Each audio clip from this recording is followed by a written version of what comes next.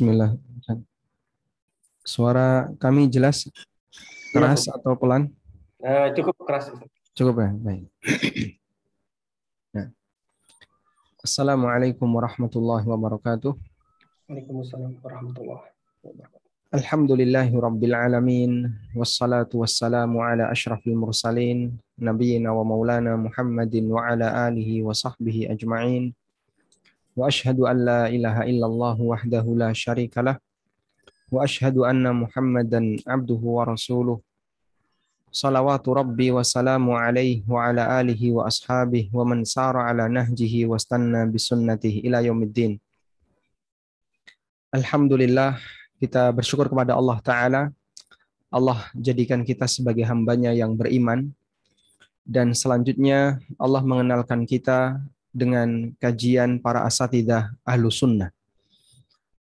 Salah satu di antara nikmat besar ketika seseorang diberi hidayah oleh Allah untuk menjadi mukmin adalah Allah berikan kepadanya guru di kalangan ahlu sunnah.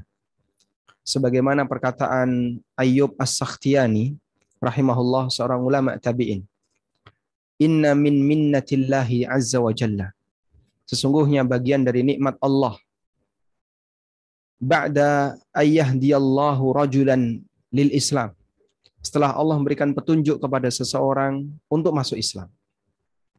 Ayyuqayyidahu bi syaikhin min ahli sunnah. Allah berikan kepadanya seorang guru di kalangan ahlu sunnah. Ketika seseorang sudah masuk Islam, kemudian diarahkan oleh Allah untuk mengikuti kajian ahlu sunnah, maka guru ini akan membimbing dia untuk mengenali bagian ajaran Islam mana yang harus dia ketahui, yang harus dia laksanakan, yang harus dia amalkan, dan bagian ajaran mana yang harus dia tinggalkan, yang itu bukan bagian dari Islam, meskipun dianggap oleh sebagian orang bagian dari Islam. Dan sebagai muslim yang baik, ketika kita menjadi seorang karyawan, di sana ada banyak syubhat yang menyebar di masyarakat. Dan syubhat itu bagian dari upaya mereka untuk bekerja sama dalam mewujudkan kemaksiatan. Bahkan tidak hanya keluar dari kalangan orang awam, termasuk juga kadang disampaikan oleh sebagian tokoh agama. Di saat itulah bagi para karyawan sangat penting untuk berusaha membatasi diri ketika dia belajar terkait masalah fikih muamalah agar fokus dengan apa yang telah disampaikan oleh para ulama ahlu sunnah. Dengan demikian insya Allah praktek muamalah dia lebih dalam posisi selamat. Karena kita yakin bahwa apapun yang kita upayakan pasti nanti akan dimintai pertanggungjawaban di akhirat. Saya sebutkan sedikit contoh. Ada sebagian orang yang dia berusaha untuk menjaga bagaimana pelanggaran itu tetap terjadi. Dengan saling memotivasi antara satu dengan yang lain. Untuk mengambil harta haram. Harta haram dalam dunia bekerja. Yang paling banyak akan korupsi waktu, kemudian korupsi fasilitas kantor, dan yang lebih parah lagi adalah korupsi keuangan. Di beberapa perusahaan swasta atau bahkan instansi pemerintah. Pelanggaran semacam ini hampir menjamur di mana-mana. Sehingga mereka sudah menjadi hal yang biasa, terutama bagian pelayanan publik. Untuk bisa memberikan layanan, terkadang harus ada sesuatu yang bisa mereka kantongi. Baik. Lalu mereka saling ngasih motivasi. Apa bentuk motivasinya? Kalau seorang muslim, dia rajin sholat, rajin ibadah, rajin tahajud, rajin puasa, maka sekalipun dia berbuat dosa, dia punya harta haram, toh nantinya mungkin dia akan masuk ke dalam neraka, paling cuma sebentar. Setelah itu dia akan diselamatkan oleh Allah dengan sholatnya, dengan tahajudnya, dengan puasanya, dengan ibadahnya. Maka yang penting jadi wong muslim iku, yang penting jadi orang muslim adalah memperbanyak ibadah. Kabeh insya Allah beres, semua insya Allah tidak masalah. Prinsip semacam ini terkadang disampaikan oleh mereka dalam rangka untuk saling memotivasi orang untuk bermaksiat. Sehingga dia menjadi orang yang meremehkan maksiat, mengandalkan sholat yang dia punya. Padahal belum tentu sholatnya diterima. Dia jadi orang yang rajin berbuat maksiat, mengandalkan puasa yang dia punya. Belum tentu puasanya diterima. Dia berani untuk mengambil hak orang lain dengan alasan ibadah saya, tabungannya masih banyak. Sehingga kalaupun nanti akan mengurangi tabungan dari pahala saya masih bisa punya tabungan yang lebih banyak lagi. Dan itu prinsip yang sangat berbahaya. Karena itulah Rasulullah SAW pernah mengingatkan ketika ada orang yang bertanya kepada Nabi SAW, "Ya Rasulullah, inna fulana yudhkaru min siyamiha wa salatiha." Saya punya tetangga, ibu-ibu ya. Dia itu rajin berpuasa sunnah, rajin salat tahajud, yudhkaru min qiyamiha wa siyamiha. Rajin tahajud, rajin puasa sunnah. Walakin tu'dhi jarha. Tapi dia suka menyakiti tetangganya. Apa kata Nabi SAW? Hiya finnar. Wanita semacam ini di neraka. Kita bisa lihat. Orang ini punya keberhasilan dalam ibadah pribadi. Salat, sedekah, zakat, puasa, dan ibadah pribadi yang lain. Salat, puasa, dan seterusnya. Kemudian tahajud. Tapi dia gagal dalam interaksi sosial. Sehingga dalam interaksi sosial dia suka mendolimi orang lain. Dia suka mengambil hak orang lain. Disebut oleh Nabi SAW, hiya finnar. Dia masuk neraka. Waliyadzubillah. Maka jangan dianggap enteng, jangan dianggap remeh ketika ada orang yang dia melakukan ibadah pribadi, namun di saat yang sama dia punya pelanggaran terhadap kegiatan sosial. Baik. Karena itu Rasulullah Sallallahu Alaihi Wasallam mengingatkan, apabila seorang hamba dia memiliki harta yang haram, meskipun bisa jadi dia dekat dengan Allah dalam ibadah pribadi, bisa jadi kedekatan itu tidak memberikan imbas terhadap dirinya disebabkan karena harta yang haram. Rasulullah Sallallahu Alaihi Wasallam bersabda, "Tsumma dzakara rajula yutilus safar ash'atha akbar yamuddu yadayhi ila sama ya rabbi ya rabbi." Beliau bercerita membuat perumpamaan tentang orang yang melakukan safar, perjalanan jauh. Rambutnya acak-acakan, kemudian pakaiannya berdebu, intinya lusuh. Dan ketika seorang hamba itu semakin lusuh, kemudian dia berdoa kepada Allah, maka semakin berpeluang mustajab. Yamuddu yadayhi ilas sama. Dia menengadahkan tangannya ke atas, meminta kepada Allah.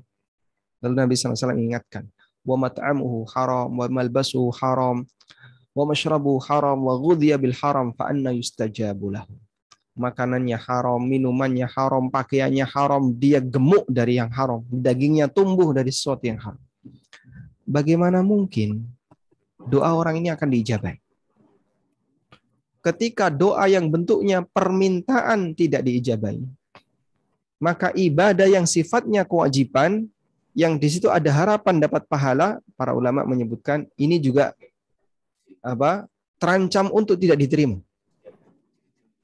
Sehingga bisa jadi orang yang propertinya haram, orang yang propertinya haram, hartanya haram, penghasilannya haram, dia mengambil dari sesuatu yang haram, kemudian dia melaksanakan tahajud, dia melaksanakan puasa, bisa jadi terancam tidak diterima. Kalau dia berdoa saja, kata Rasulullah SAW, fa'anna yustajabu lahu. Bagaimana mungkin doanya akan diijabai? Orangnya kayak gini. Maka bisa jadi hal yang sama juga terjadi pada orang yang beribadah kepada Allah. Bagaimana mungkin dia akan dapat pahala kalau seperti ini kondisi hartanya? Waliyadzubillah. Sehingga ini menuntut kita kewaspadaan. Hati-hati terhadap hak orang lain. Termasuk diantaranya adalah hak perusahaan yang belum kita tunaikan. Baik. Mengawali dari diskusi siang ini, kita akan menyinggung firman Allah Subhanahu wa taala di surat Al-Mutaffifin.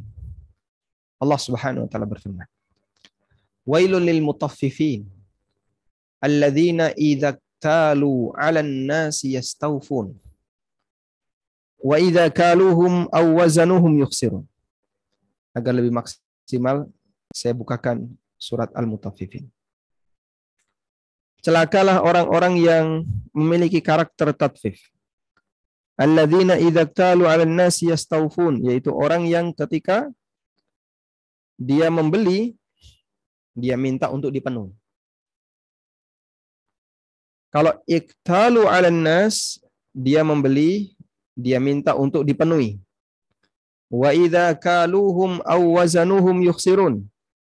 Giliran dia menjual untuk orang lain, yukhsirun, semangatnya mengurangi. Ala yadhunnu ulaika annahum mab'utsun. Tidakkah mereka itu yakin kalau nanti mereka akan dibangkitkan oleh Allah Subhanahu wa taala? Dalam surat Al-Mutaffifin, Allah memberikan celaan kepada al-mutaffifun, orang yang punya karakter tatfif, dengan celaan wailun, kecelakaan, dan wail bisa maknanya adalah ancaman neraka, atau bisa maknanya adalah kecelakaan secara umum. Yang mereka punya karakter, ketika menjual suka mengurangi, ketika membeli dia semangatnya minta dipenuhi. Para ulama mengatakan, meskipun ayat ini berbicara terkait masalah jual beli konvensional, praktek jual beli konvensional, yang bentuknya jual beli biasa. Namun ayat ini sifatnya muta'addi. Ayat ini sifatnya muta'addi. Tafsir ayat ini muta'addi. Muta'addi artinya melebar, sehingga bisa berlaku untuk setiap akad yang melibatkan hak dan kewajiban. Maka seorang hamba yang dia punya kewajiban, dia juga punya hak, tapi dia pinter nuntut hak, namun malas menunaikan kewajiban. Inilah karakter mutaffif. Sebagaimana ketika transaksi jual beli, ketika dia beli, minta pokoknya dipenuhi, jangan sampai ada yang kurang. Kalau menjual, dia semangatnya mengurangi. Kalau menjual, semangatnya mengurangi. Demikian pula ketika orang terlibat dalam masalah hak dan kewajiban. Kewajiban dia malas menunaikan, tapi kalau giliran nuntut hak, dia itu paling pintar dalam menuntut hak. Orang semacam itu disebut dengan al-mutaffifun. Nah, ala yadhunnu ulaika annahum mab'utsun. Tidakkah mereka itu yakin kalau mereka akan dibangkitkan oleh Allah? Artinya Allah ingatkan dengan akhirat. Bisa jadi ketika di dunia pelanggaran terhadap kewajiban, dia tidak dihukum sampai mati. Tidak ada yang mengetahui, dia tidak ketangkep, dia tidak dikeluarkan dari perusahaan, dia tidak dihukum sampai dia meninggal dunia. Bisa jadi ketika di dunia seperti itu. Namun ingat, hidup tidak sekali. Ala yadhunnu ulaika annahum mab'utsun. Tidakkah mereka itu yakin kalau nanti mereka akan dibangkitkan oleh Allah Subhanahu wa taala? Maka kewaspadaan perlu dibangun di sini. Di dunia bisa jadi Anda selamat, tapi nggak jamin ketika di akhirat. Baik, motivasi dasar semacam ini yang harus selalu kita tanamkan. Baik bagi karyawan, termasuk juga bagi pemilik perusahaan. Karena interaksi hak dan kewajiban itu pasti akan terjadi. Karyawan punya hak. Di saat yang sama dia juga punya kewajiban. Perusahaan punya hak dan dia juga punya kewajiban. Interaksi semacam ini akan terus terjadi. Dan keseimbangan ini harus dibangun dengan baik. Ingat, nanti akan ada pertanggungjawaban di akhirat. Kalau misalnya kita mendolimi perusahaan milik orang kafir, boleh atau tidak? Kan pemiliknya non-muslim. Zalim siapapun sasarannya haram hukumnya. Karena zalim tidak boleh diberikan kepada siapapun dia. Bahkan jangankan manusia yang kafir, binatang pun tidak boleh. Karena itulah Rasulullah SAW menyebutkan, dakhalat al-mar'atu an-nara fi hirratin. Ada wanita yang masuk neraka disebabkan karena kucing. Amsakat wala tut'imaha. Dia mengurung kucing itu. Nggak pernah dikasih makan, dan tidak dibiarkan, wala ursilat, dan tidak dia lepaskan kucing itu. Sampai akhirnya kucing itu mati. Sehingga wanita ini masuk ke dalam neraka. Demikian pula ketika zalim itu diberikan kepada orang kafir. Allah Subhanahu wa taala melarangnya. Allah berfirman, "Wala yajrimannakum syana'anu qaumin 'ala alla ta'dilu." Jangan sampai kejahatan yang dilakukan oleh sekelompok orang menyebabkan kalian tidak bisa berbuat adil. Ayat ini turun memberikan peringatan kepada sahabat. Orang kafir suku A mendolimi sahabat. Lalu sahabat mau membalas kedoliman kafir suku A itu dengan menyerang suku B. Atau melarang suku B untuk melakukan perjalanan. Karena kamu kan sama-sama kafir sebagaimana suku A. Maka Allah melarang, wala yajrimannakum syana'anu qaumin. Jangan sampai perbuatan jahat yang dilakukan oleh sekelompok kaum membuat kalian tidak bisa bersikap adil dengan mendolimi suku yang lain padahal dia nggak bersalah. Yang bersalah kan suku A. Kalau kau balas suku A, silahkan. Kalau kau balas suku Quraisy yang kafir, yang mendolimi sahabat di Madinah, silahkan. Tapi tidak boleh membalas ke suku kafir yang lain yang dia tidak berbuat zalim kepada sahabat. Sampai seperti itu dilarang oleh Allah Subhanahu wa taala, dan adab itu disampaikan kepada murid-murid Rasulullah sallallahu alaihi wasallam. Nah, karena itulah Nabi sallallahu alaihi wasallam mengingatkan, ittaqu da'watal mazlum fa innahu laisa bainahu wa bainallahi hijab. Waspadalah terhadap doanya orang yang dizalimi, karena tidak ada hijab antara dia dengan Allah. Dalam riwayat yang lain, fattaqu da'watal mazlum wa in kana kafiran. Takutlah kalian kepada doanya orang yang dizalimi meskipun dia orang kafir. Ya. Sehingga orang kafir ketika dizalimi haram hukumnya bagi kaum muslim untuk melakukannya. Terus penyelesaiannya bagaimana? Ada pertanyaan yang disampaikan kepada para ulama lalu dirangkum di fatwa Islam, ya, tentang hukum maling dari hartanya orang kafir. Kalau ada seorang muslim yang mencuri harta orang kafir dan sampai mati dia belum mengembalikan, dia belum bertobat, nanti bagaimana penyelesaian di akhirat? Kemudian di fatwa Islam itu dihadirkan beberapa keterangan para ulama seperti Syekh Shalih Al-Fauzan, kemudian Syekh Shalih Al-Utsaimin, dan beberapa keterangan ulama yang lainnya. Kesimpulannya, Allah Maha Adil. Dan keadilan Allah itu sempurna. Dan mudah bagi Allah untuk mengadili hamba meskipun dia beda agama. Mudah bagi Allah untuk mengadili masalah antar sama hamba, kezaliman antar sama mereka meskipun mereka beda agama. Dan tidak ada kezaliman yang dibiarkan oleh Allah Subhanahu wa taala. Tentang bagaimana teknisnya kita serahkan kepada Allah ketika kita tidak punya penjelasannya. Wallahu a'lam. Yang jelas keadilan Allah itu sempurna. Sehingga akan ada pertanggungjawaban di akhirat. Meskipun kita tidak tahu bagaimana cara Allah Subhanahu wa taala akan mengadili hamba ini dan bagaimana sistem dan teknis pelimpahan dosa dan pahala.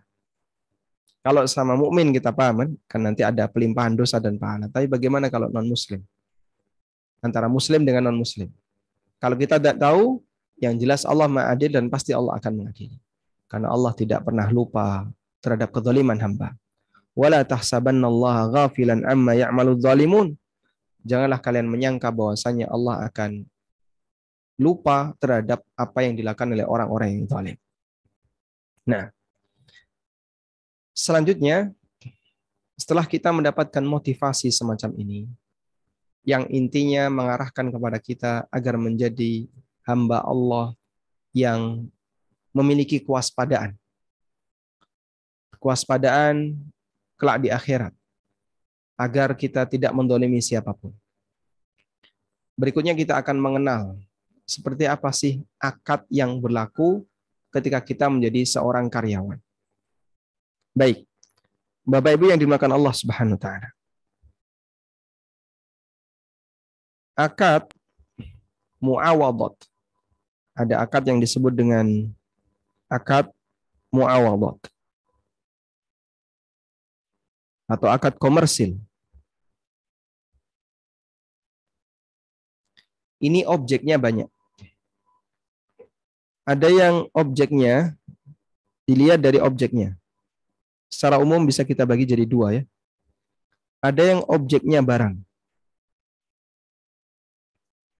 Untuk akad muawadhat yang objeknya barang, ini bisa bentuknya akad jual beli biasa.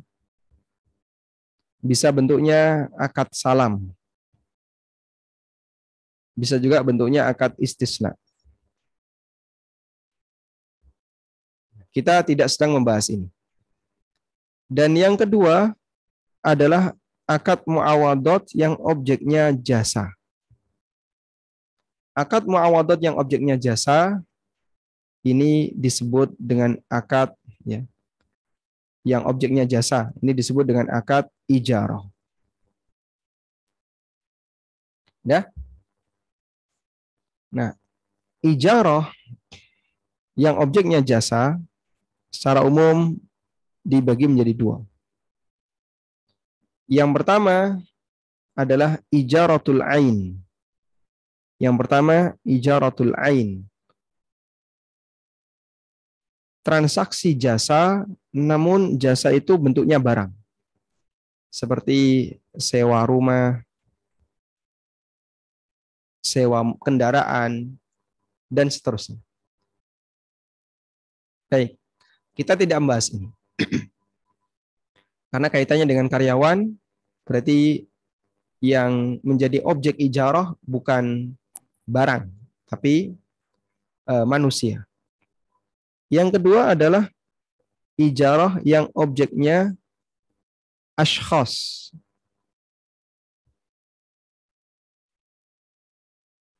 Atau kerja manusia.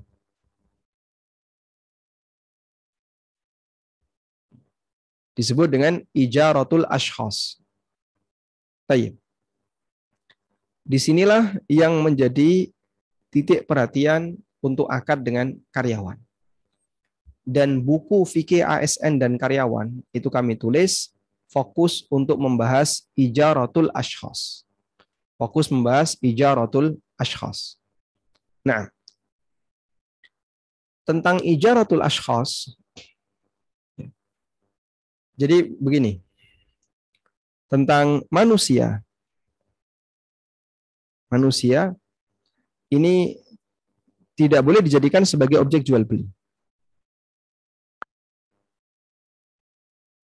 Tidak boleh jadi objek jual beli. Kecuali budak. Karena itu organ manusia nggak boleh diperjualbelikan. Darahnya, ginjalnya, maupun yang lain. Sebab Allah Subhanahu wa taala telah memuliakan manusia. Allah berfirman, "Walaqad karramna bani Adam." Sungguh kami telah memuliakan Banu Adam. Ya. Namun boleh dijadikan objek jasa. Objek ijarah, transaksi jasa. Dan di sini yang diambil adalah manfaat yang diambil, karena dalam transaksi kan pasti ada manfaatnya. Manfaat yang diambil adalah jasa atau kerja. Kerja dia. Ini yang diambil. Sehingga manusia untuk fisiknya dan apapun yang keluar dari fisiknya tidak boleh dijadikan sebagai objek transaksi, tapi yang boleh jadikan objek transaksi adalah kerjanya. Nah, dari sini kita bisa memahami akad yang disebut dengan akad istirda. Allah Subhanahu wa taala menyebutkan tentang akad istirda.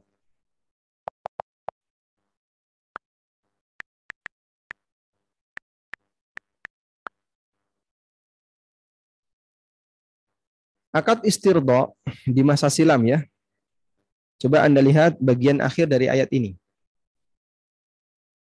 Baris yang kedua dari bawah.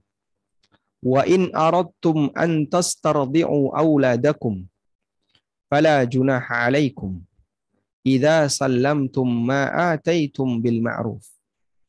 Dan jika kalian menghendaki untuk melakukan istirda anak-anak kalian, menitipkan anak kalian kepada wanita yang lain untuk disusui, fala junaha 'alaikum, maka tidak ada dosa bagi kalian idza sallamtum ma ataitum bil ma'ruf, apabila kalian telah menyerahkan upah kepada mereka dengan cara yang sewajarnya.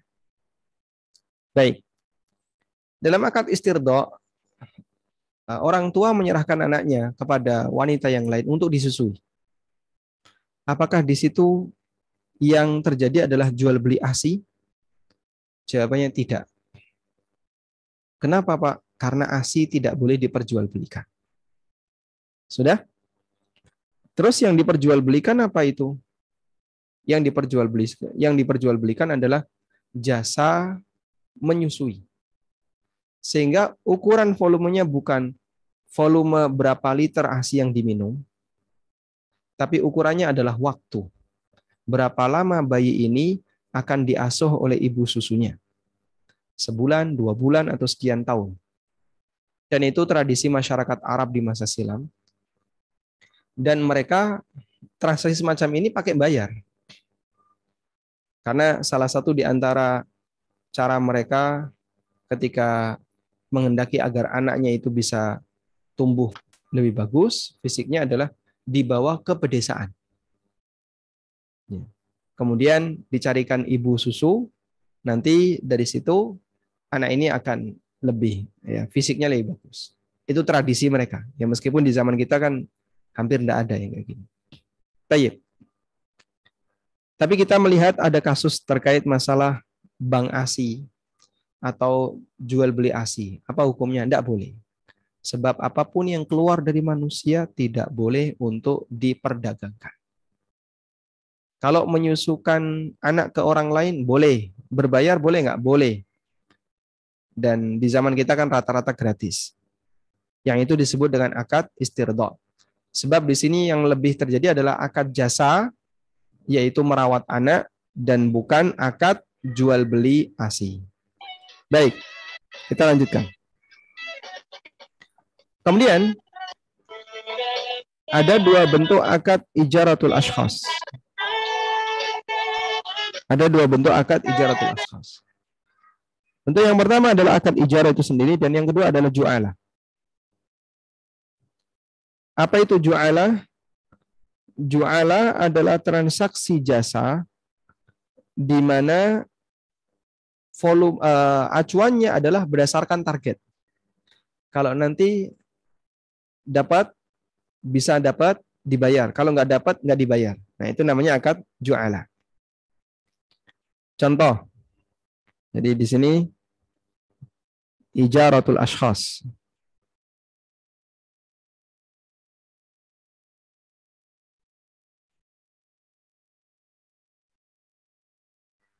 Itu ada yang bentuknya ju'alah. Nah, ini berdasarkan target. Kalau berhasil dibayar, jika tidak berhasil, tidak dibayar. Namanya akad ju'alah. Sudah? Nah, untuk akad ju'alah yang berdasarkan target, syariat membolehkan itu. Sebagai contoh. Di sini saya sebutkan contohnya. Si A meminta kepada si B untuk memperbaiki laptopnya. yang terkena virus. Dia menjanjikan jika berhasil akan dibayar 100.000. Sebaliknya jika tidak berhasil, tidak dibayar. Dalam waktu 1 jam si B berhasil. Dia berak dapat 100.000. Andaikan setelah 1 jam nggak berhasil, dibawa pulang. Besok ya, sudah besok nggak berhasil juga. Ya, bisa jadi sudah lama nggak berhasil, gagal terus. Sampai akhirnya hari yang ketiga berhasil. Maka 3 hari dibayar 100.000. Tidak melihat dari volume kerja, tapi melihat dari target. Namanya ju'alah. Dalam Al-Quran terdapat banyak ayat yang menunjukkan bolehnya ijarah. Sebagaimana beberapa ayat yang telah kita sebutkan di atas di buku ini. Sementara akad ju'alah kita bisa temukan kasusnya dalam Al-Quran, di antaranya adalah cuplikan kisah di zaman Nabi Yusuf alaihissalam. Pada saat Nabi Yusuf mengumumkan ada yang mencuri gantang raja, beliau memberi janji, siapa yang berhasil menangkap pencuri itu akan mendapatkan upah sekian. Allah ceritakan dalam Al-Quran, petugas keamanan berkata, waliman ja'a bihi himlu ba'irin wa ana bihi za'im. Siapa yang dapat mengembalikannya akan memperoleh bahan makanan seberat beban onta. Dan itu adalah akad ju'alah. Nah, kaitannya dengan akad ju'alah untuk transaksi ruqyah. Ruqyah. Orang yang kesurupan atau sakit atau yang lainnya. Ini boleh dengan ju'alah. Boleh dengan akad ju'alah. Dalam arti, jika berhasil dibayar. Diperbolehkan dalam kegiatan ruqyah menggunakan akad ju'alah dalam arti jika berhasil akan dibayar. Kalau nggak berhasil, nggak dibayar. Baik. Tapi kalau ruqyah pakai ijarah, nggak boleh. Ruqyah 1 jam 20.000, nggak boleh. Ruqyah 1 jam 500.000, nggak boleh. Pakai ukuran waktu ya. 1 jam, 2 jam, atau sehari, 2 hari, nggak boleh. Sehingga bayarannya harus berdasarkan target. Ruqyah kalau berhasil dibayar. Sehingga dia boleh dengan akad ju'alah. Nah, kemudian bentuk ijarah al-ashkhas yang kedua adalah ijarah itu sendiri. Ya. Dan ini berdasarkan volume waktu atau volume kerja.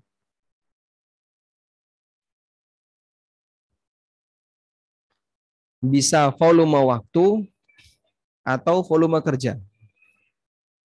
Volume waktu ya seperti karyawan. Bapak masuk jam sekian sampai jam sekian selama 5 hari, nanti Sabtu Ahad libur. Nah itu berarti volume waktu. Kalau volume kerja sifatnya borongan. Ini kalau jadi satu rumah bayar berapa? Kontraktor ya. Baik dibayar sekian.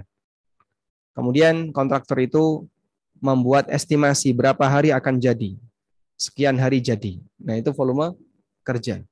Meskipun sekian hari jadi itu bisa jadi meleset. Pak, ini perhitungannya estimasinya 1 bulan. Ternyata meleset kontraktor ini. Jadi 1,5 bulan. Baik, namun itu semuanya masuk dalam kategori akad ijarah. Nah, akad ijarah itu ada 2. Akad ijarah itu ada 2. Di sini kita sebutkan. Yang pertama adalah ijarah yang hanya boleh melayani konsumen tertentu. Pelakunya disebut ajir khas. Al-ajir al-khas. Yang pertama, hanya untuk satu klien. Akad ijarah di mana hanya untuk satu klien. Sudah? Aturan yang berlaku, ijarah yang hanya boleh satu klien, Di rentang waktu selama dia melayani satu klien itu, terlarang bagi dia untuk melayani klien yang lain. Terlarang bagi dia untuk melayani klien yang lain. Seperti karyawan tetap sebuah perusahaan, pembantu rumah tangga, sopir pribadi, dan semacamnya. Baik, ukuran volume kerja ajir khas mengacu kepada rentang waktu sesuai yang disepakati. Kalau kerja dengan volume waktu sekian, masuk jam 8, pulang jam 5, kemudian 5 hari, Sabtu Ahad libur. Nanti per bulan dapat gaji berapa, nah itu sesuai kesepakatan. Yang kedua, ajir yang bisa melayani banyak konsumen. Yang kedua, ijarah yang bisa untuk banyak klien. Bisa untuk banyak klien. Sudah? Yang ini disebut dengan ijaratul am. Jadi pelakunya tadi disebut ajir ya. Ini disebut dengan ajir khas. Yang ini disebut dengan ajir am atau ajir mushtarak. Ya. Ajir am atau ajir mushtarak.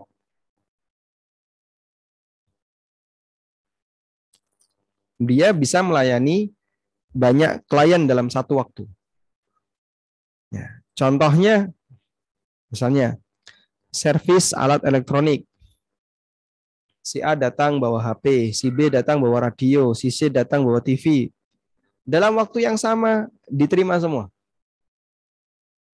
Lalu mereka dikasih tanda bukti penyerahan barang dan nanti akan selesai hari sekian, dikasihkan. Ini ajir apa? Ajir mushtarak. Jasa menjahit, jasa sol sepatu, dan seterusnya. Termasuk contoh yang lain apa Pak? Contoh yang lain adalah angkot. Dalam satu trayek, dia bisa melayani banyak penumpang. Dalam satu trayek.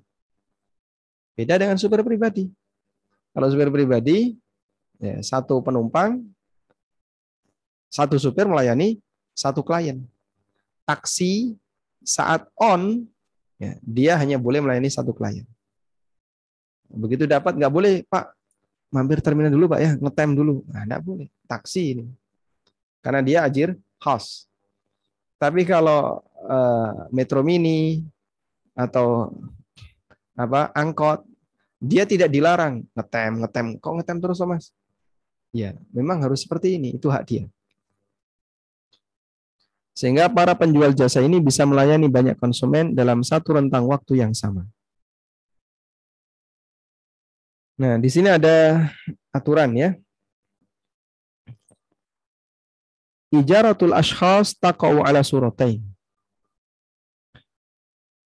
Ijarah ashkhas ada dua bentuk. Yang pertama ajir khas. Ustujira ala ayya'mala lil mustajir faqat kal khadim wal muwaddaf. Dia dipekerjakan untuk melayani satu konsumen saja. Seperti pembantu rumah tangga atau karyawan perusahaan. Sedangkan mustarak dia boleh lebih melayani satu konsumen. Dengan akad yang berbeda-beda, tidak terkait dengan amal satu konsumen saja. Seperti dokter ketika melakukan visit, teknisi, para lawyer di kantornya. Sudah? Umumnya ajir khas berhak mendapatkan upah sesuai masa kerja, sementara yang mustarak menerima upah dari hasil kerja. Sehingga volume kerjanya seperti apa, itu yang dibayarkan. Model borongan. Wallahu a'lam. Nah, dari sini ajir khas tidak boleh melayani klien yang lain ya selama di masa kerja. Tidak boleh melayani klien lain selama di masa kerja. Ini penting ini ya. Dia nggak boleh melayani klien yang lain selama dia di masa kerja. Kalau dia melayani klien yang lain di rentang waktu kerja dia, ini pelanggaran besar. Sehingga misalnya saya kerja di kantor A. Di waktu kantor A itu saya melayani klien B. Tidak boleh.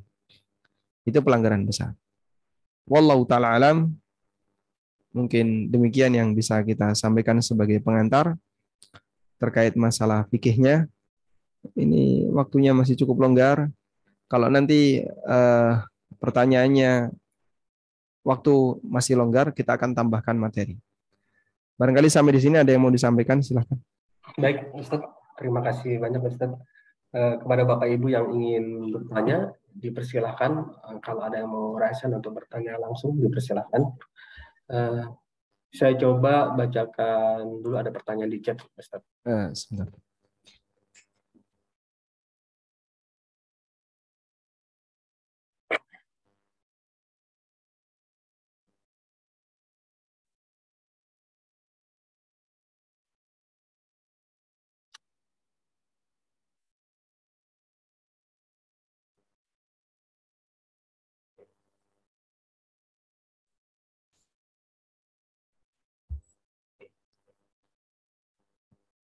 Baik, silakan.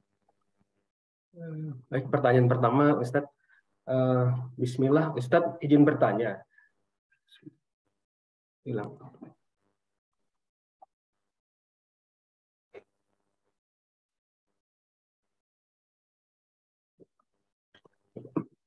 Ustadz izin bertanya, di perusahaan saya sebelumnya, saya pernah bicara ke atasan saya yang lama dan mengucapkan demi Allah bahwa saya tidak akan pindah ke perusahaan lain sampai saya pensiun. Namun 6 tahun kemudian saya pindah ke perusahaan lain yang karena kebutuhan keluarga. Saya merasa bersalah dan bagaimana solusinya agar bisa terhapus dari dosa ingkar janji ini. Saat ini atasan lama saya sudah meninggal dunia dan jika pun saya ingin atau harus kembali ke perusahaan yang lama, belum tentu di perusahaan tersebut masih ada lowongan. Dan saat ini saya sudah bekerja di perusahaan saya saat ini dan saya senang bekerja di perusahaan yang saya bekerja saat ini. Barakallahu fiik. Anda di situ bersumpah. Di sini ya, Ustaz, menyebut demi Allah. Yang pertama, menyalahi sumpah. Ini ada konsekuensinya, yaitu membayar kafarah sumpah. Sebagaimana yang Allah ajarkan dalam Al-Quran, فَكَفَّارَتُهُ إِطْعَامُ عَشَرَةِ مَسَاكِينَ مِنْ أَوْسَطِ مَا تُطْعِمُونَ أَهْلِيكُمْ أَوْ كِسْوَتُهُمْ أَوْ تَحْرِيرُ رَقَبَةٍ. Kafarah sumpah yang dilanggar adalah memberi makan 10 orang miskin dengan standar makanan sebagaimana yang kalian berikan kepada keluarga kalian, atau memberikan pakaian 10 orang miskin, pakaian yang bisa menutup aurat, atau membebaskan budak. Yang paling mungkin dari 3 ini yang paling murah pertama. Nah, ini terkait kafarah sumpah. Yang kedua adalah pelanggaran janji. Karena Anda telah berjanji bicara ke atasan yang lama dan berjanji tidak akan pindah, kemudian Anda melanggar janji itu. Maka di posisi ini Anda bisa menyampaikan permohonan maaf karena telah menyalahi janji. Jika mereka tidak mempermasalahkan, tidak ada urusan. Tapi kalau mereka mempermasalahkan, ya Anda sampaikan apa yang harus saya lakukan, agar Anda ridho ketika posisi, agar keatasan Anda ridho ketika Anda menyalahi janji itu. Kalau misalnya dia minta kamu harus bayar denda sekian, ya mungkin nanti ada tawar-menawar, bisa nggak dikurangi dan seterusnya. Intinya sampai dia nggak mempermasalahkan. Kalau dia nggak minta denda, ya sudahlah, nggak apa-apa. Di sini insya Allah kebutuhan kami juga tercukupi. Alhamdulillah, berarti Anda tidak perlu memenuhi kewajiban itu. Karena saat menyalahi janji ini, dan dia ridho di posisi itu, insya Allah tidak masalah. Wallahu a'lam. Baik, Ustaz. Pertanyaan berikutnya, Ustaz. Assalamualaikum. Tetangga saya di kerajaan, manakala kemuncak kebersihan batin manusia itu ialah terbuangnya sesuatu yang lain dari Allah dari lubuk hati dan nyata kebenaran Allah di cermin hati itu tajali. Maaf ini saya nggak. Yaitu apa yang dinamakan ubudah, kebersihan batin inilah yang membawa kepada tercapainya derajat ihsan seperti yang digambarkan dalam hadis Nabi. Bagaimana cara melatihnya kebersihan hati, Ustaz, dan mencapainya? Karena ini susah banget. Ini saya mungkin Masya. Ustaz mengerti, Ustaz. Waalaikumsalam warahmatullahi wabarakatuh. Ini kerajaan di mana, Pak? Pak Eh, Heri. barangkali Pak Heri Suman bisa bicara langsung. Karena saya juga kerajaan. Oh, iya. Jadi kampung tempat ANB berada itu dusun kerajaan. Ini mungkin kerajaan di Jakarta ya. Satunya kerajaan di Jogja. Baik, Pak Heri Suman ya. Jadi terkait keterangan yang Pak Heri sampaikan berkaitan dengan masalah kebersihan batin manusia. Kalau di situ ada istilah tajalli, cermin hati.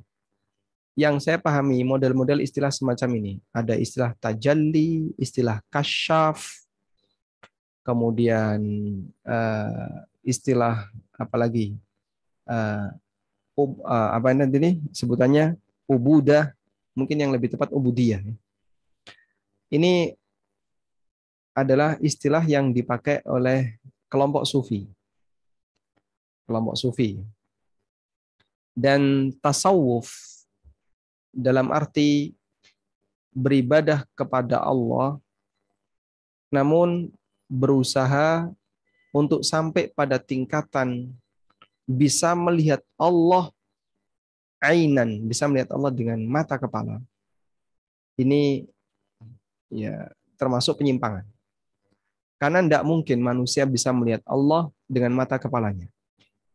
Rasulullah Shallallahu Alaihi Wasallam menegaskan dalam hadis riwayat Muslim, innakum lan tarawna rabbakum hatta tamutu. Kalian tidak mungkin bisa melihat Rabb kalian sampai kalian mati. Baik. Namun bisakah orang itu melihat Allah dengan mata hatinya? Bisakah orang melihat Allah dengan mata hatinya? Sehingga dalam pikirannya itu terbayang jasad Allah atau zat Allah. Maka para ulama menjelaskan wal iyadzubillah dari hal semacam ini. Seorang hamba tidak mungkin bisa menggambarkan seperti apa zat Allah sebagaimana dia tidak bisa mengindra Allah. Sehingga tajalli dalam arti bisa mempersonifikasi Allah dalam batinnya itu juga tidak diperbolehkan. Jangankan Allah, surga saja itu tidak bisa. Apa dalilnya? Rasulullah Shallallahu Alaihi Wasallam pernah bersabda, meriwayatkan dari Rabb-nya, Allah berfirman. Bagaimana firman Allah? A'dattu li'ibadiyas salihin ma la ainun ra'at wala udhunun sami'at wala khatara ala qalbi bashar. Aku menyiapkan untuk hamba-hambaku yang saleh surga yang belum pernah terlihat oleh mata, yang belum terdengar oleh telinga, dan belum pernah terbesit dalam benak hati seorang hamba. Ini baru bicara surga, yang itu ciptaan Allah. Demikian pula neraka. Kita tidak pernah melihatnya, tidak pernah mendengar suara gemuruhnya, dan kita tidak pernah membayangkan seperti apa gambaran panasnya neraka. Gak bisa manusia melakukan seperti itu. Apalagi penciptanya. Apalagi penciptanya. Tayyib.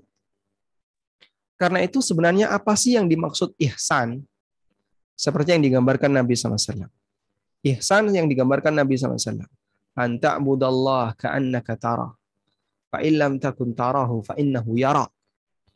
Engkau beribadah kepada Allah seolah-olah Allah melihatmu. Seolah-olah engkau melihat Allah. Fa'illam takun tarah fa'innahu yara. Dan kalau kamu nggak bisa seolah-olah melihatnya, engkau beribadah kepada Allah dengan meyakini Allah melihatmu. Sehingga ihsan itu ada dua tingkatan. Tingkatan yang pertama, beribadah kepada Allah seolah-olah kita melihat Allah. Dan tingkatan yang kedua, beribadah kepada Allah dengan meyakini betul Allah menyaksikan ibadah kita. Nah, terkait makna hadis ini, ada keterangan yang disampaikan oleh ulama Ahlussunnah. Sebenarnya apa yang dimaksud ihsan dalam hadis ini? Ada dua makna. Pertama, perhatikan kata seolah-olah. Ka'annaka tara. Seolah-olah engkau melihat Allah. Kalimat seolah-olah berarti dia sifatnya bukan kejadian yang konkret di depan kita. Namun sifatnya seolah-olah. Sehingga dia beribadah kepada Allah dengan menghadirkan perasaan. Allah berada di hadapanku. Ibarat dia menghadirkan perasaan saat dia bekerja, supervisor ada di belakang saya, ini laptop saya buka, kira-kira berani nggak seorang karyawan mainan Facebook? Anda ya, bekerja pakai laptop, laptop buka, supervisor di belakang, melototin Anda. Dan Anda punya tugas kamu hari ini ada 10 tugas, dibuat list tugas. Sudah? Kira-kira apa yang akan dilakukan oleh karyawan ini? Dia akan sangat fokus, ya. Dia akan sangat fokus dengan job desk yang sudah ditetapkan kepadanya. Kenapa? Karena di belakang ada supervisor. Sudah? Sehingga yang dimaksud dia beribadah kepada Allah seolah-olah dia melihat Allah adalah menghadirkan perasaan bahwa dalam ibadah ini Allah berada di hadapannya. Maka dia nggak berani noleh, nggak berani ngelirik. Ketika dia beribadah, hatinya juga fokus menghadap Allah. Itulah orang yang beribadah sampai pada posisi tingkatan ihsan yang pertama. Nah, memang untuk bisa mendapatkan semacam ini butuh latihan yang berat, dan salah satu di antara faktornya adalah kebersihan hati dari semua unsur riya, sum'ah, ujub, dan seterusnya. Sehingga seorang hamba ketika beribadah, dia memfokuskan tujuannya hanya satu, yaitu Allah. Nggak punya tujuan yang lain. Ujub itu orang beribadah, sementara dia punya perasaan. Harus ada keuntungan yang kembali kepada pribadi saya. Itu ujub. Minimal adalah keuntungan berupa pujian untuk saya. Orang kalau sudah punya semacam ini, maka dia akan ujub dalam beribadah. Baik. Kalau sum'ah dia pamerkan dengan diperdengarkan, dicerita-ceritakan ke orang lain. Riya mengharapkan pujian dari orang lain, ditampakkan ibadahnya. Dan semua itu karena hati ingin mendapatkan manfaat dari ibadah yang dia lakukan. Kalau seperti ini kondisinya, tidak mungkin orang itu bisa melakukan ihsan tingkat 1. Yang kedua adalah kebersihan hati dari bentuk pengagungan kepada selain Allah. Kebersihan hati dari semua bentuk pengagungan kepada selain Allah. Sehingga dia saat ibadah fokus dalam pikirannya, ini untuk Allah Ta'ala. Di saat itulah dia bisa meyakini saat ibadah, Allah berada di hadapanku. Apapun yang aku ucapkan dia dengar. Saat aku sujud di hadapannya. Meskipun sifatnya hanya menghadirkan batin. Itu akan membuat ibadah dia jadi sangat khusyuk. Kalaupun tidak bisa, tingkatan yang kedua, supervisor tidak ada di sekitar kita. Tapi CCTV Pak ada di ujung situ. Bapak diawasi dengan CCTV dan ini nyambung ke TV di rumah supervisor. Supervisor memperhatikan Anda dari CCTV. Sudah? Mungkin ketika CCTV ada di depan, Anda buka laptop, itu kan tidak lihat tuh. Layarnya ada di sini. Nah, di saat itu dia bisa buka yang lain. Kan dia nggak tahu. Artinya yang penting pokoknya kamu duduk di kursi ini, terlihat kamu kerja, ngetak-ngetik, tidak tidur. Sudah? Namun orang lain tidak tahu, CCTV tidak tahu apa yang sedang kau buka. Nah, di sini orang beribadah, bisa jadi dia punya semangat untuk beribadah, tapi batinnya kadang mungkin melayang kemana-mana. Itu ihsan tingkatan yang kedua. Baik, jadi ihsan itu pengaruhnya kepada kesempurnaan teknis beribadah.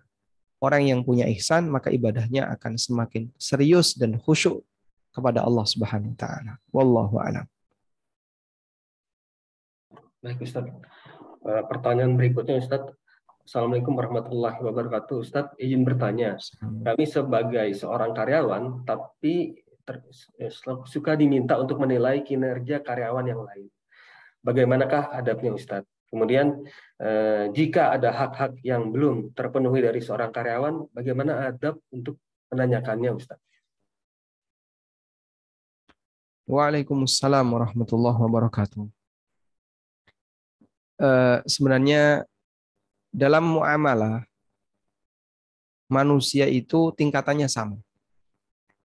Karena sebenarnya yang dilakukan itu adalah kerja bareng. Dalam satu kantor ya, memang ada direksi, ada manajer, nanti ada kepala divisi, dan seterusnya. Sampai yang paling bawah adalah OB. Dan mereka ini kan saling bekerja sama untuk mewujudkan sebuah tujuan bersama. Maka baik OB maupun direktur, semuanya karyawan. Andaikan ini bukan outsourcing ya. Semuanya adalah karyawan. Selama mereka bukan owner. Ya ada yang derajatnya di atas, ada yang derajatnya di bawah. Sifatnya hanya hierarki kerjasama. Andaikan nggak ada OB, mungkin nanti pihak direksi akan kebingungan. Saya masuk toilet kok kotor. Ini yang tukang bersihin siapa? Nggak ada yang mau. Terpaksa direksi yang membersihkan. Tapi kan jadinya mengganggu kinerja dia. Butuh tenaga orang lain. Kamu sekarang tolong bersihkan toilet ini. Tayyip. Karena itu di posisi Anda, saat Anda bekerja, lalu Anda diminta untuk menilai karyawan yang lain. Transaksi Anda adalah dengan yang menyuruh Anda. Karyawan yang lain tetap jadi partner Anda dalam bekerja. Silahkan fokuskan untuk yang berkaitan dengan kegiatan kerja. Jadi objektif. Jangan subjektif ya. Dia mukanya kayak gini, nggak suka saya, dinilai jelek. Atau misalnya orangnya, karakternya kayak gini, dinilai jelek. Padahal kinerjanya bagus. Anda fokuskan dengan kinerja. Apa yang menjadi objek penilaian. Insya Allah kalau demikian, Anda sudah melakukan tanggung jawab. Ketika Anda diminta untuk menilai kinerja karyawan yang lain. Sehingga adabnya adalah fokuskan secara objektif dan jangan subjektif. Apakah ini tidak termasuk memata-matai? Cukup Anda nilai bagian yang zahir. Sedangkan bagian yang tidak zahir, Anda tidak bertanggung jawab untuk memberikan laporan. Sebab manusia dalam menilai muamalah, acuannya adalah bagian yang zahir. Lain halnya kalau sudah masuk ke ranah pribadi ya. Coba tanyakan ideologinya bagaimana itu, Pancasila atau bukan. Wah ini repot. Nanti sampai ada tes. Ya. Ini mau di PNS-kan. Nah, bagaimana pendapat kamu kalau terjadi pertentangan antara Al-Quran dengan Pancasila misalnya. Nah, ini kan orang yang ngawur. Kan, gitu. Pertanyaannya pertanyaan yang ngawur. Pancasila, Al-Quran sudah ada sejak lama. Pancasila juga sudah ada sejak tahun 45 misalnya. Atau bahkan sebelumnya. Sampai tahun sekian, tidak ada orang mempermasalahkan itu. Tiba-tiba ada orang punya pertanyaan kayak gitu. Kalau bukan orang yang roto edan, tidak ada. Ngawur nih. Dari dulu tokoh-tokoh negara kita tidak ada yang membenturkan dua hal ini. Baik, kembali ke sini ya. Jadi Anda cukup lihat dohirnya saja. Bagian yang tidak Anda ketahui, Anda tidak bertanggung jawab untuk mencari tahu. Jika ada hak-hak yang belum terpenuhi dari seorang karyawan, berarti karyawan belum menunaikan kewajibannya atau bagaimana? Adab untuk menanyakannya bagaimana? Ya, kalau Anda punya wewenang untuk menanyakan itu ke karyawan, artinya itu tidak dianggap mengganggu wewenang orang lain, silahkan Anda sampaikan melalui email atau melalui WA. Misalnya, tugas kamu yang ini belum dikerjakan. Tugas kamu yang ini belum dikerjakan. Saya tadi ditanya atasan, minta mengingatkan. Jadi Anda sampaikan, saya diminta untuk mengingatkan agar kamu mengerjakan tugas ini. Insya Allah tidak ada masalah, karena memang Anda sudah punya wewenang di situ. Wallahu a'lam. Iya, baik. Mungkin ini maksudnya hak karyawan yang belum terpenuhi dari perusahaan, Ustaz. Kalau sebaliknya, hak karyawan yang belum terpenuhi dari perusahaan, ya Anda silahkan sampaikan ke pihak perusahaan. Jika memang Anda berwenang untuk itu. Atau melalui kotak saran ya, di sebuah perusahaan, Anda sampaikan melalui kotak saran itu, ini ada hak karyawan yang belum terpenuhi, misalnya dia seharusnya dapat THR tapi nggak dikasih. Ya, baik, Wallahu a'lam. Baik, Ustaz. Pertanyaan berikutnya, Ustaz,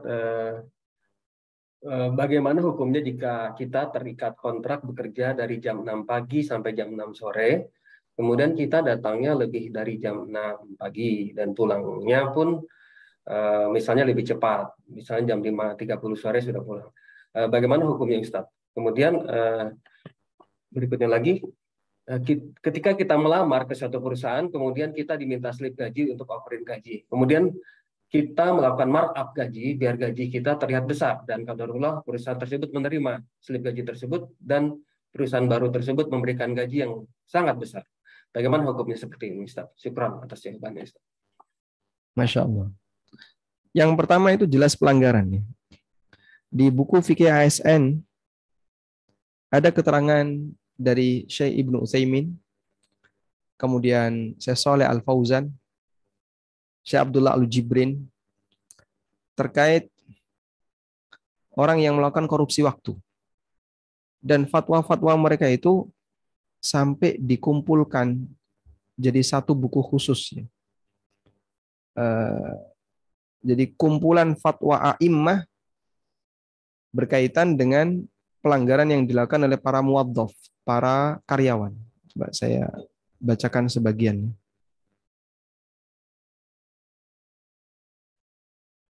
Nah.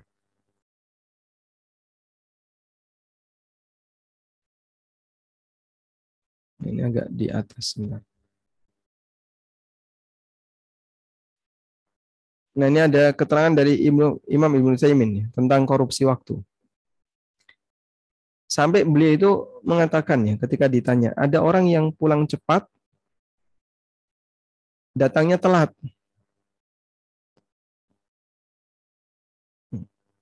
Fatwa Ibnu Utsaimin tentang karyawan yang keluar sebelum jam kerja berakhir.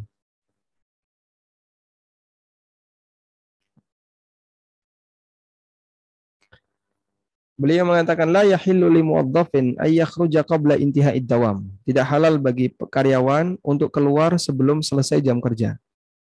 Wala yata'akhkhara an bad'id dawam, dan tidak boleh telat dari jam kerja. Wala yakhruja fi asna'id dawam, dan tidak boleh keluar di tengah jam kerja. Li'anna hadzal dawamu milkun lid-daulah. Karena jam kerja itu milik negara. Ini bicara tentang aparatnya. Ya'khudhu alaihi muqabilan min baitil mal.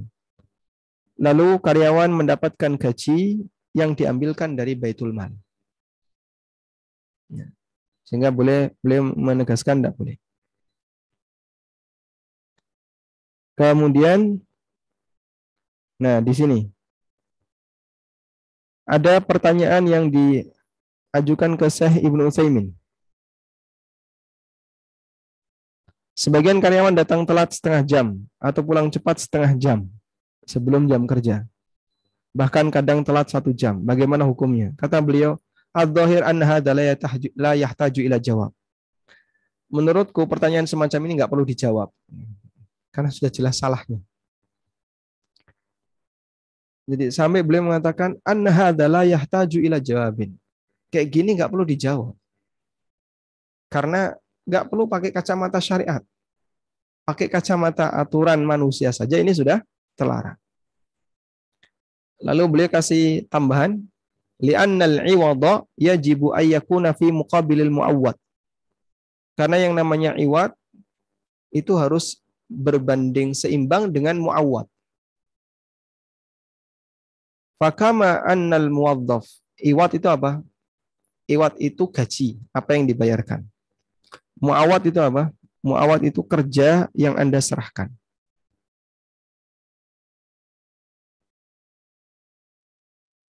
Jadi tadi kan kita bicara ini ya, akad mu'awadat ini. Akad mu'awadat itu unsurnya dua.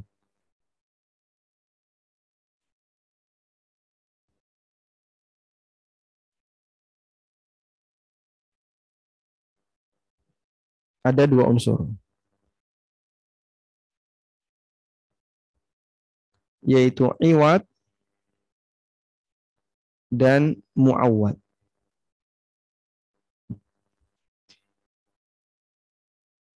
Kalau dalam transaksi dengan karyawan, iwad itu gaji. Sedangkan mu'awwad adalah kerja.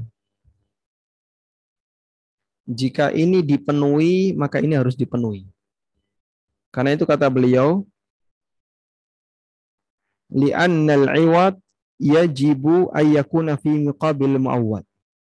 Mu'awwad itu iwad itu harus berimbang dengan mu'awwad. Ya. Gaji harus berimbang dengan kerja. Sebagaimana muwaddaf karyawan tidak ridho jika negara mengurangi gajinya, fakadzalika yajibu alla yanqusa min haqqid daulati syai'an. Maka karyawan juga wajib untuk tidak mengurangi hak negara sedikit pun. Fala yajuzu lil insan, maka tidak boleh bagi orang untuk telat dari waktu kerja resmi, wala yataqaddama qabla intihai, dan dia tidak boleh pulang sebelum selesai jam kerja. Jadi beliau jelaskan pakai teori keseimbangan iwad dan mu'awwad. Kalau Anda digaji utuh, maka kerja Anda juga harus utuh. Kalau sudah nggak ada kerjaan gimana? Tetap bertahan sampai selesai jam kerja. Karena ajir khas itu dibeli volume berdasarkan volume waktu kerja. Nah, kemudian untuk kasus yang kedua terkait yang sering dilakukan oleh sebagian orang, yaitu menaikkan slip gaji ketika dia mau pindah ke perusahaan yang lain. Ya, saya sampaikan ini penipuan. Jelas penipuan. Dulu gajimu berapa? 5 juta. Akhirnya dia tulis waktu pendaftaran ke perusahaan yang kedua 10 juta. Terus dia digaji 15 juta. Yaitu penipuan waktu dia lapor 10 juta. Terus apakah gaji dia jadi halal? Wallahu a'lam, saya tidak menjumpai fatwa tentang itu. Namun yang ada adalah fatwa terkait nilai dari ijazah. Itu cukup banyak. Sehingga dia waktu daftar, nilai ijazahnya itu di markup. Termasuk misalnya TOEFL di markup. Ya, dia harusnya TOEFL nilainya 200, di markup jadi 400. Nah, kalau seperti itu bagaimana? Ada keterangan dari Imam Ibnu Utsaimin. Satu, apabila penipuan itu berkaitan dengan syarat utama dalam penerimaan kerja, maka dia harus resign. Jika tidak mau resign, wajib lapor ke pemilik perusahaan. Kalau dia perusahaan swasta. Kalau negara, harus lapor ke yang berwenang dalam penerimaan. Ya, sampaikan bahwa kemarin ada data yang palsu. Ini kalau yang berkaitan dengan syarat utama. Misalnya, syarat utama S1. Ya, syarat utama S1 ya. Nah, syarat utama S1 ini dia sebenarnya nggak punya. Terus dia beli ijazah. Maka dia harus terus terang. Kemarin itu ijazahnya saya beli. Yang kedua, jika penipuan itu bukan syarat utama, tapi syarat tambahan. Misalnya administrasi 1, ijazah, kemudian administrasi kependudukan, diterima, lolos. Nah, sekarang ada tambahan, Pak. Bapak harus general check up atau tes TOEFL. Nah, dia di tes itu memark up. Tapi ini bukan syarat utama, ini syarat tambahan. Kalaupun rendah, tidak apa-apa, tetap akan diterima. Insya Allah kalau seperti ini masih lebih ringan. Dan selama dia bisa kerja dengan maksimal, dia tidak perlu resign. Wallahu a'lam. Nah, di sini saya tidak tahu ya untuk slip gaji yang dinaikkan ini. Apakah bisa menyebabkan gajinya jadi halal atau tidak?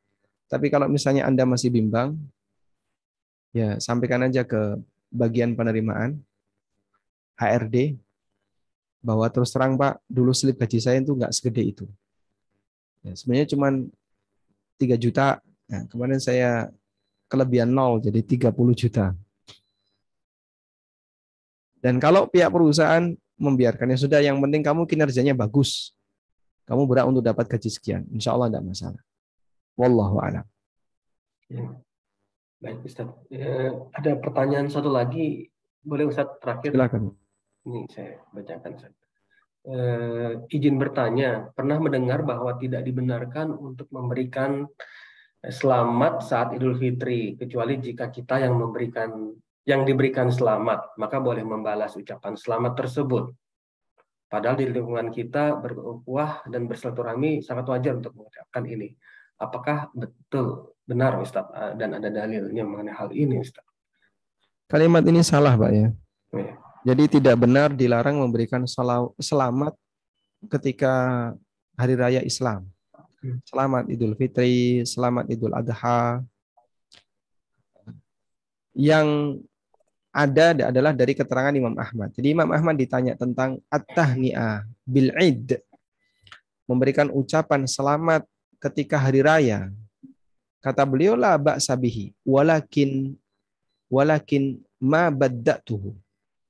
Tidak masalah, tapi saya tidak ingin yang memulai. Jadi prinsip Imam Ahmad, beliau tidak mempermasalahkan orang memberikan ucapan selamat Idul Fitri, selamat Idul Adha. Tapi beliau tidak ingin yang memulai. Kenapa beliau tidak ingin yang memulai? Karena satu-satunya salam yang disyariatkan sehingga pemberinya mendapatkan pahala lebih afdol adalah ucapan Assalamualaikum. Sementara untuk greeting selain itu, selamat pagi, selamat siang, selamat malam, selamat makan, hukumnya boleh. Namun ucapan itu tidak bernilai pahala. Yang bernilai pahala adalah yang balas. Yang bernilai pahala apa? Yang memberikan balasan. Nah, Imam Ahmad nunggu yang kedua. Saya lebih milih yang ada pahalanya, yaitu yang membalas. Bukan yang pertama, karena yang pertama ini nggak ada pahalanya. Itu menurut beliau. Sebab greeting yang sifatnya mubah, yang nggak ada nilai pahalanya. Tapi membalas greeting, membalas ucapan selamat. Selamat Idul Fitri. Sama-sama. Semoga Allah memberkahi kamu. Ini yang bernilai pahala. Karena ini menjalankan perintah Allah, wa idza huyyitum bi tahiyyatin fahayyu bi ahsana minha aw rudduha. Kalau kamu dikasih ucapan selamat dengan ucapan selamat apapun, selamat pagi, selamat malam, selamat siang, apapun, maka balas dengan yang lebih baik atau semisal. Sehingga ada orang yang bertanya, Pak, kalau kita dikasih ucapan selamat pagi, selamat malam, selamat siang, itu kita harus ngapain? Jawab. Anda menjawab itu merespon salam dia. Selamat pagi juga. Atau dengan jawaban sebagaimana yang kita kenal. Wallahu a'lam. Baik Ustaz, sudah tidak ada pertanyaan lain lagi. Jazakallah khair Ustaz atas materinya. Terima kasih banyak kepada Ustaz beserta tim yang telah memberikan kesempatan kepada kami semua, khususnya BDI dari PT Dong Isnora LNG untuk bisa mengikuti kajian bersama Ustadz. Terima kasih banyak juga kepada para jamaah yang sudah berpartisipasi dalam mengikuti kajian ini. Semoga ilmu yang diberikan bermanfaat dan bisa kita amalkan. Semoga kita bisa bertemu kembali dalam kajian-kajian berikutnya. Baiklah, kita ucapkan alhamdulillahirrahmanirrahim. Kajian ini telah berlangsung dengan baik dan kita tutup dengan kafaratul majelis. Subhanakallahumma wa bihamdika asyhadu an la ilaha illa anta astaghfiruka wa atubu ilaik. Assalamualaikum warahmatullahi wabarakatuh. Waalaikumsalam warahmatullahi wabarakatuh. Syukran Ustaz. Jazakallah khair. Syukran. Syukran. Jazakallah. Nanti saya kirim untuk coret-coretannya. Baik Ustaz.